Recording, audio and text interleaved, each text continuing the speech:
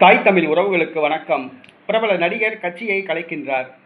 பிரபல நடிகர் கட்சியை கலைக்கின்றார் என்ற தலைப்பில் இந்த காணொளியை காண்கிறோம். 2026 தமிழக சட்டசபை தேர்தலில் போட்டியிடுவதற்கு அல்லது பிற கட்சிகளுக்கு ஆதரவு தெரிவித்து பெட்டி வாங்குவதற்காக புதிய கட்சிகள் தேர்தல் நேரத்தில் தொடங்குவதுதான் வழக்கம்.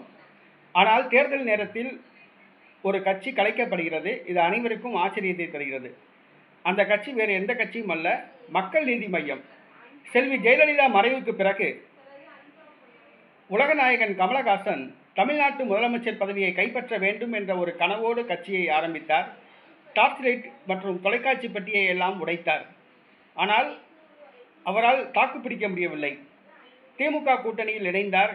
கடந்த பாராளுமன்ற தேர்தலில் இலவசமாக பிரச்சாரம் செய்து ஒரு ராஜ்யசபா எம்பி பதவியை வாங்கினார்.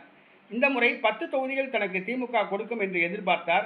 ஆனால் திமுகவோ ஒரே ஒரு தொகுதி தான் வழங்க முன்வந்தது. அதுவும் உதயசூரியன் சின்னத்தில் போட்டியிட வேண்டும் என்று கட்டாயப்படுத்தியது.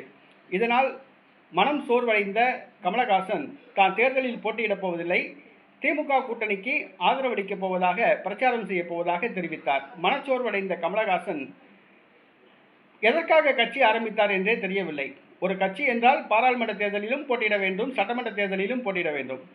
மக்கள் நீதி மய்யம் பாராளுமன்ற தேர்தலிலும் போட்டியிடவில்லை, சட்டமன்ற தேர்தலிலும் போட்டியிடவில்லை. அப்போ கவுன்சிலர் தேர்தலில் தான் போட்டியிட போகிறாங்களான்னு தெரியல.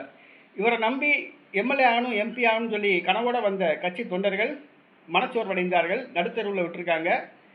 அவங்க கட்சியை விட்டு வெளியே போகக்கூடிய ஒரு சூழ்நிலை வந்திருக்கு. இந்த சூழ்நிலையில் கமலஹாசன் கட்சியை கலைக்க முடிவு செய்துள்ளார். மக்கள் நீதி மய்யம் கட்சி கலைக்கப்படுகிறது.